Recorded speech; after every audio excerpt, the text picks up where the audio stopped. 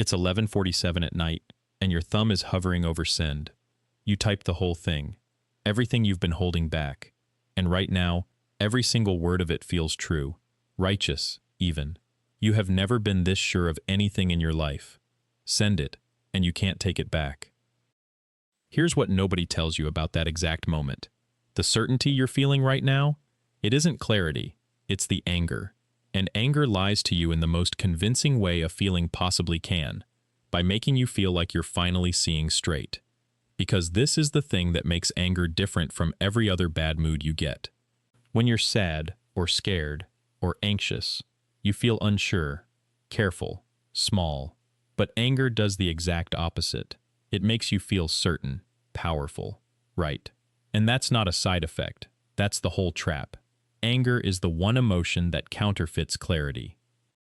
So stay with me, because by the end of this you're going to understand why the decisions you make while angry feel so completely justified in the moment, and so wrong by morning, and you are never going to fully trust that feeling the same way again. A researcher at Harvard named Jennifer Lerner spent years studying what she called the angry decision maker, and what she found is that anger doesn't just make you feel bad, it quietly rewires how you think, in at least 6 specific ways. Once you see them, you can't unsee them, and you'll catch yourself doing every single one. Number 1. Anger makes danger disappear. You'd think being upset would make you cautious. It does the opposite. Lerner found that when people are angry, they size up risk almost exactly like happy people do. They see the danger as smaller, and they're far more willing to gamble. Fear makes the world look dangerous. Anger makes the world look like you've got it handled. So the text that could end a 10-year friendship, the money you're about to spend to prove a point, the resignation you're about to send. While you're angry, none of it looks as risky as it actually is. That quiet voice that normally says, "Wait, this could blow up in your face," has gone silent. Not because the danger left, because anger turned the volume all the way down on it. Number 2. You stop looking for reasons and start looking for someone to blame. When you're angry, your brain does something specific. It goes hunting for a culprit. Researchers actually named this. They call it the intuitive prosecutor.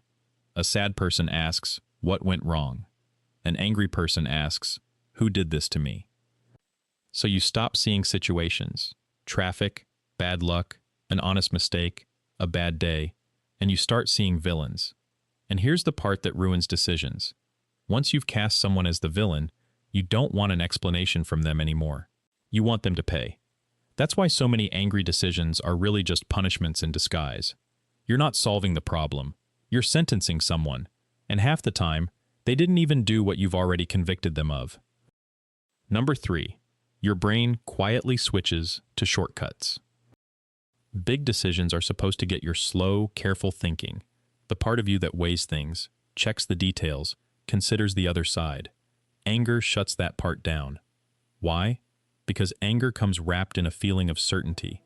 I already know exactly what's going on here. And when your brain feels that certain, it decides it doesn't need to dig any deeper, so it flips to autopilot, what psychologists call heuristic processing, mental shortcuts instead of careful analysis. You skim instead of read. You grab the first version of events that fits your anger. You skip the fine print. And the cruel twist is this. You feel more sure than ever, while you're actually thinking less than ever. Maximum confidence, minimum thought. That's the worst possible combination to sign your name to something in. Number 4. The anger leaks onto things that had nothing to do with it. This is the sneaky one. The anger from one situation does not stay in that situation. You have a rough argument with your partner at breakfast, and at 2 in the afternoon you're unfairly harsh with a coworker who did absolutely nothing to you. Researchers found that anger from a completely unrelated event quietly bleeds into your next decision, and you have no idea it's happening. You genuinely believe you're judging this new thing on its own merits. You're not. You're judging it through the fight you had hours ago that your body hasn't let go of yet. So the decision you're about to make right now, it might not even be about right now. It might be leftover fire from something else entirely, looking for somewhere to land. Number 5. You can't picture the calm version of you. Right now, in the heat of it, try to really imagine how you'll feel about all of this next week. You can't. Not honestly. There's a name for this, the hot-cold gap. When you're inside a strong emotion, your brain literally cannot simulate the calm version of you that's coming. So you end up making a permanent decision on behalf of a person who doesn't exist yet, the calm you who wakes up tomorrow and has to live inside the consequences. Tonight, sending that message feels like relief.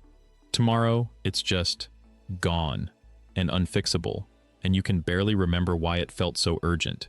You're letting the angriest 10 minutes of your month sign contracts for every calmer day that comes after it. Number 6. Anger physically shoves you to act right now. Every other painful emotion tells you to pull back. Fear says hide.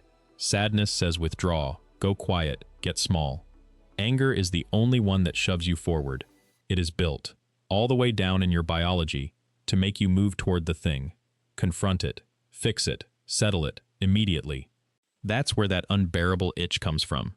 The one screaming, send it, say it, end it, do it now. And here's what you have to understand. That urge to act isn't separate from the anger. It is the anger, which means the exact moment you feel most desperate to do something is the exact moment that impulse deserves the least trust. Now, if you're sitting there recognizing yourself in all 6 of these, I need you to hear this part. You are not broken. You are not a bad person with no self-control.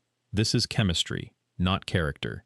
Anger evolved to do precisely this, to make you certain, fearless, and fast. Because for almost all of human history, the thing making you angry was a genuine threat standing in front of you that you had to face down that second. Certainty, no fear, immediate action, that combination kept your ancestors alive. The problem is that a resignation email is not a predator, a group chat is not a wild animal, but your anger can't tell the difference. It runs the same ancient program either way. So this isn't a flaw in you. It's old survival software, firing perfectly, in a world it was never designed for. Which is exactly why you can't think your way through a big decision while you're angry. The tools you'd need to think it through clearly, the caution, the depth, the ability to see the other side, are the very tools anger switches off. You're trying to fix the alarm using the part of the house that's on fire. So here's the one rule that beats all 6 of these at the same time. You don't have to fix the anger.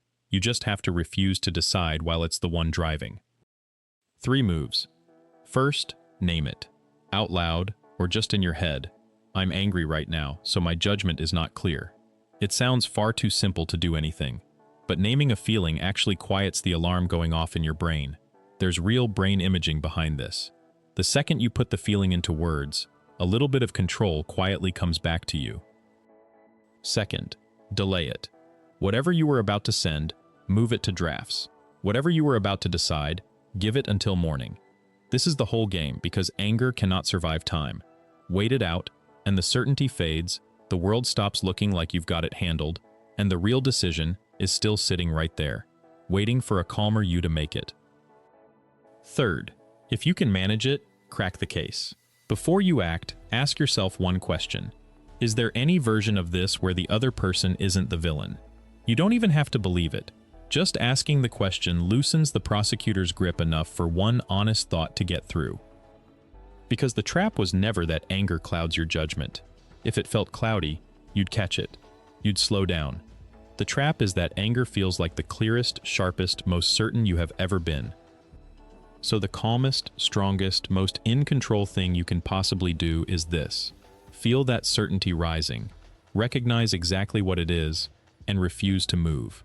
Anytime you feel completely sure, completely right, and completely ready to do something you can't take back, that feeling is not your green light. It's your warning. The angriest you've ever been is the moment you should trust yourself the least. So don't send it. Put it in drafts. Now, here's my question for you, and you don't have to share a single detail you don't want to. What's something you almost sent or almost did in anger but didn't? What stopped you? Because that pause, that one moment you chose to wait, that's the whole skill. And someone reading this needs to know it's possible.